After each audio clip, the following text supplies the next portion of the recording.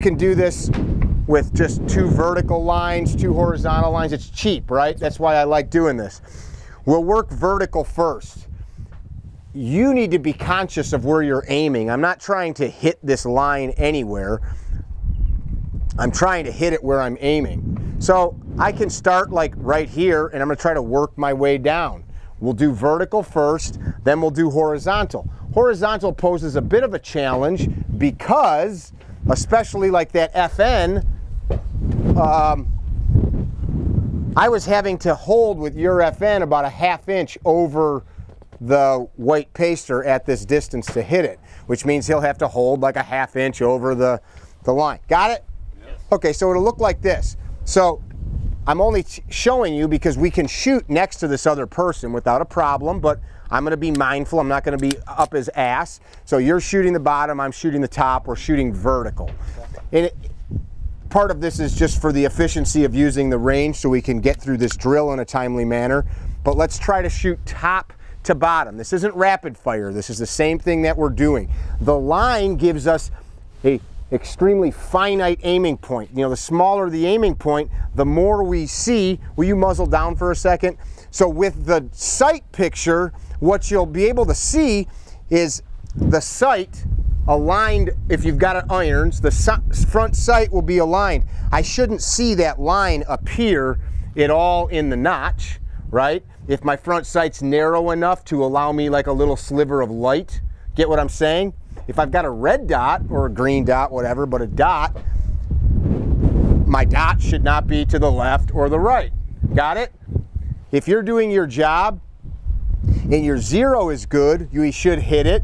If your zero's a little bit off, you're going to notice it here if you're doing your job with the trigger. Understand?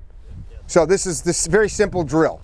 Just a very simple drill. So go ahead, Kanan. We'll just work through a few rounds to, go ahead. You're aiming at the top, right?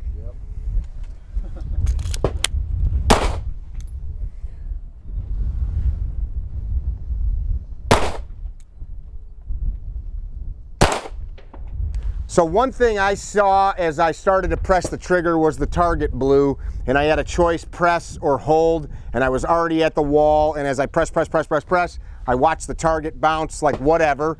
Part of that whole process of taking in information is that we're taking in information, and you're learning to do that while the gun's going off. Completely analogous to how you can operate your car at 70 miles an hour, drinking coffee, eating a cheeseburger, working the radio, singing a song, having a conversation. Get it? I mean, it's not because you've reached a point where you have ingrained skills and you're not thinking about change lanes, grab steering wheel. Get what I'm saying? So keep going.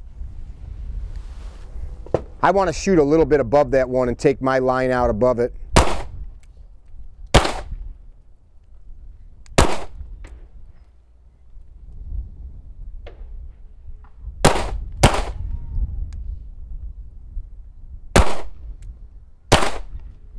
Damn it.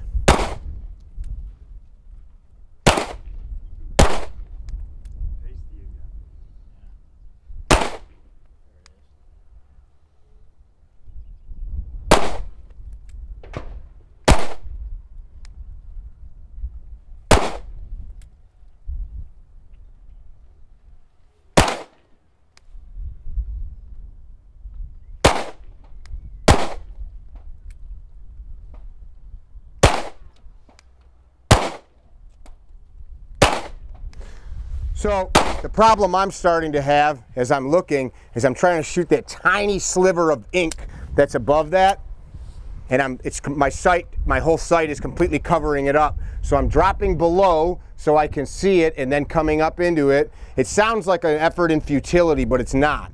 We're really starting to like understand what our sights will do. I'm gonna try it again, and one thing I'm noticing as I'm craning my neck forward, try to stand with just like you would looking at me. You wouldn't look at me and do this, right? Just bring the gun up to your face. It's a bad habit, so correct yourself as you go.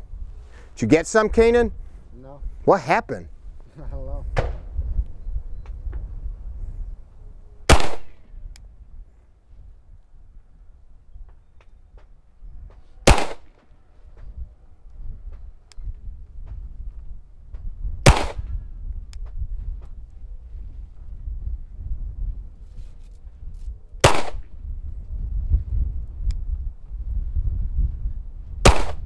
I'm like giving myself some marks now that I can register my sight against.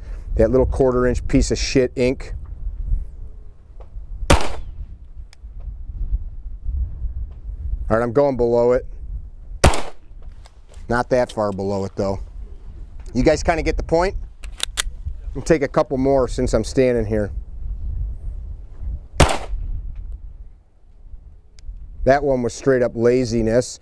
And that's part of the process. I'm literally talking through what I'm analyzing in myself. Like, that was lazy. I threw the gun out. I was not trying to shoot that horizontal line. I lazily pressed the trigger and I got what I got out of it because of it.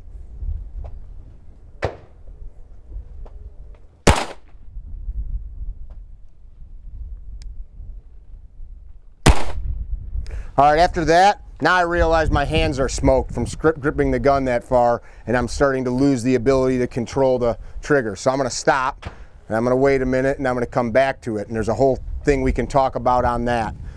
Let's try the vertical line, so get in front of your number.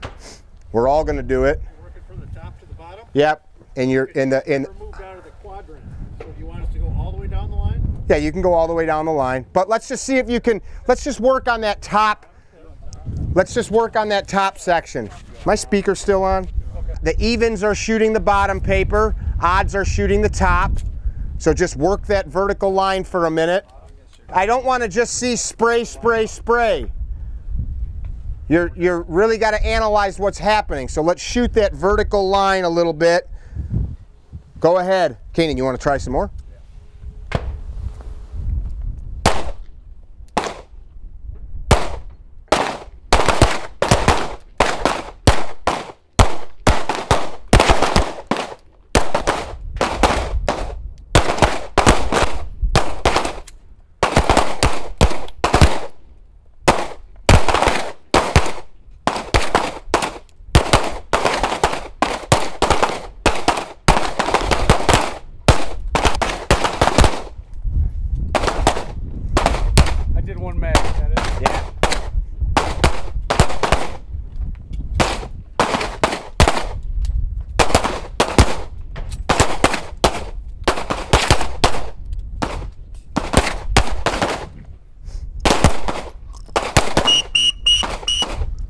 So whistle means stop on the range. Just giving you that information for the first time now. So, look at your target in front of you. Are all your shots all over? Are they all to the right? Are they all to the left? Are they clustered in one spot? If you've got a bunch all over the place, that tells me your grip's probably inconsistent, possibly, or you're not getting a good sight picture, or a combination of both.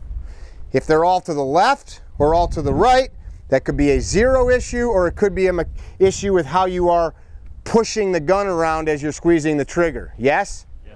I have done this before. Kanan's seen it. Some of you students maybe have. I've done it before on a good day where I've shot like 7 in a row right up or down the line, like all touching the line. There's other days I can't do it at all. And it's very hard to, it's windy here too. The wind's blowing the targets around and it's blowing us around.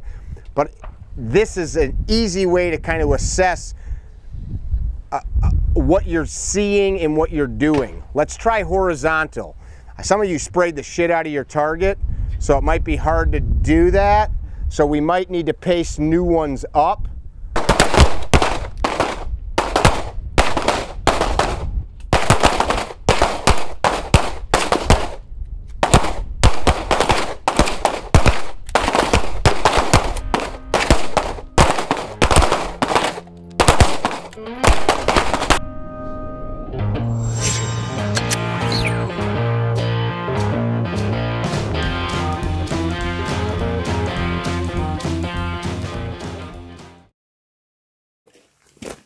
Hat point target, our preferred mobile target stand. Super lightweight polymer. The designer of this product used to work in the automotive industry, so he knows what he's doing.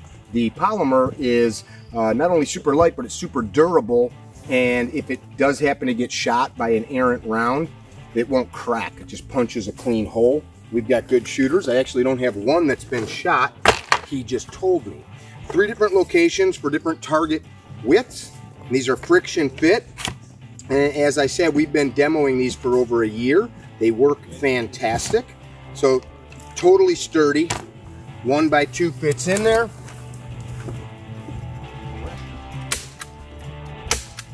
If it's windy, breezy, you can either put a weight here, or they supply some long railroad type spikes, landscape spikes. You can just push them right through into the ground, pound them in, whatever you got to do. Works fantastic, super lightweight, and not going to rust, rot, or anything like that. Hat point targets. Damn, cool.